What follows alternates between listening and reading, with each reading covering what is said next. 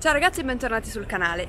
Oggi nuovo video da Londra. Ho deciso di portarvi in giro con me per alcuni musei, tra alcuni dei musei più importanti di Londra, e ho deciso di iniziare con la Tate Modern oggi perché è stata inaugurata 2 giorni fa la mostra di Lee Hasson e di conseguenza mi sembrava un'ottima occasione, non volevo perderla.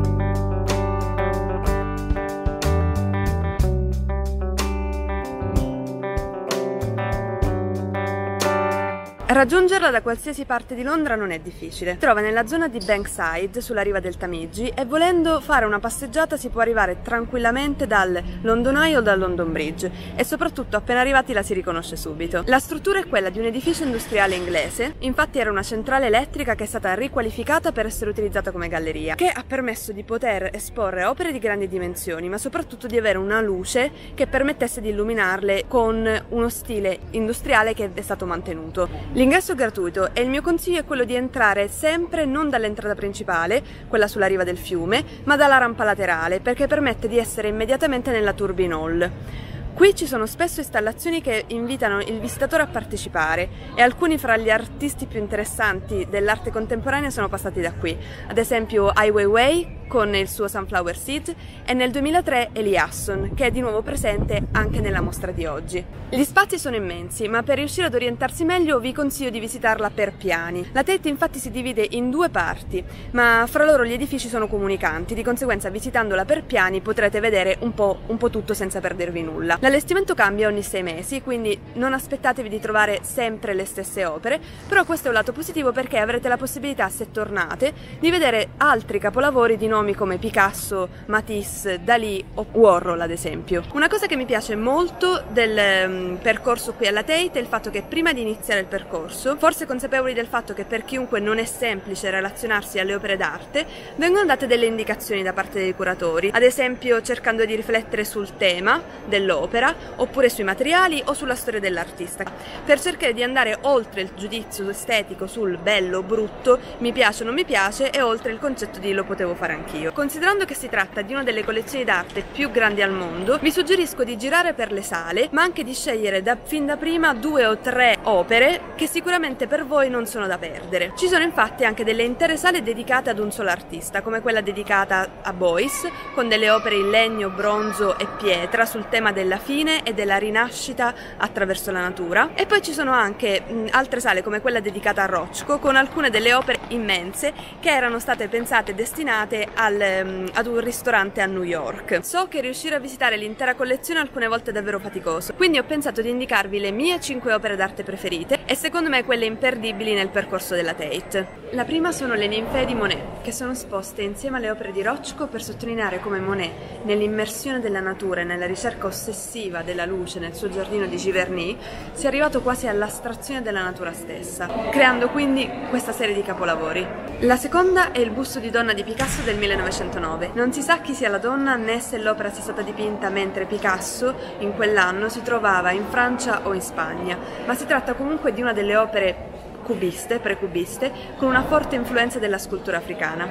La donna è girata verso sinistra e anche la nostra attenzione segue il suo sguardo e anche le sue spalle, ma soprattutto secondo me i colori sono la cosa più importante e più affascinante di quest'opera.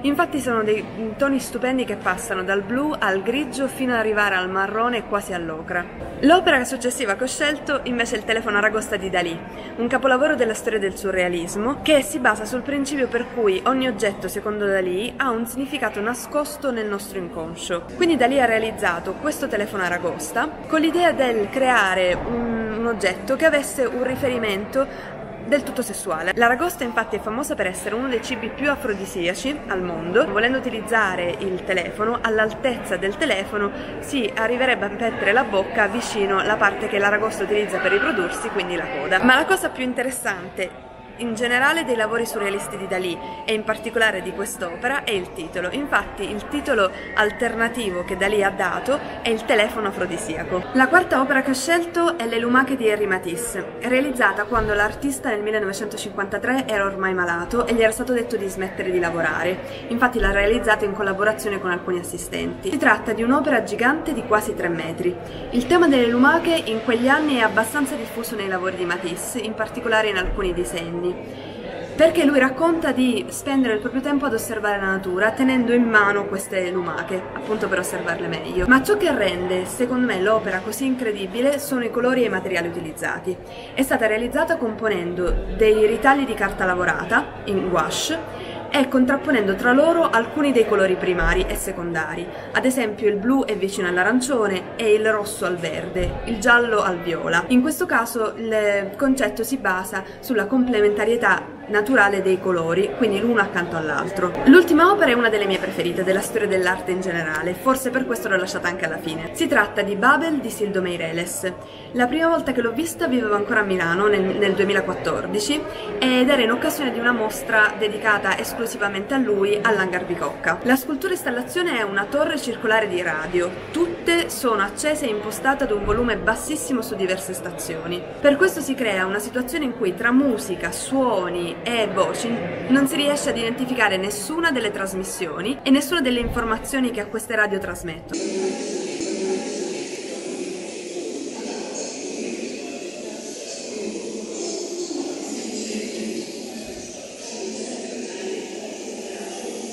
Il riferimento è alla Torre di Babele nella Bibbia, che era stata considerata un peccato di presunzione da parte degli uomini nei confronti di Dio, che li aveva appunto puniti facendoli parlare diverse lingue e costringendoli quindi a non capirsi l'uno con l'altro. Quello che ho sempre voluto vedere io come messaggio in quest'opera è un messaggio positivo, che è quello dell'accettazione della diversità di ognuno di noi, che siamo come delle radio, appunto come le radio che fanno parte di questa torre, unici e al tempo stesso ci dobbiamo accettare. Per concludere il giro alla Tate vi suggerisco di fare un salto al 10° piano, dove ci sono il caffè e la terrazza sul fiume, con la vista panoramica della chiesa di St. Paul e del Tamigi. Se il video vi è piaciuto lasciate un like e iscrivetevi al canale, così da non perdere altri giri qui a Londra che farò presto. Ci sono infatti un paio di mostre temporanee che vorrei andare a vedere e quindi vorrei approfittarne per portarvi con me in giro per musei e gallerie. Fatemi sapere nei commenti se c'è un museo in particolare che vorreste visitare con me. Grazie e alla prossima!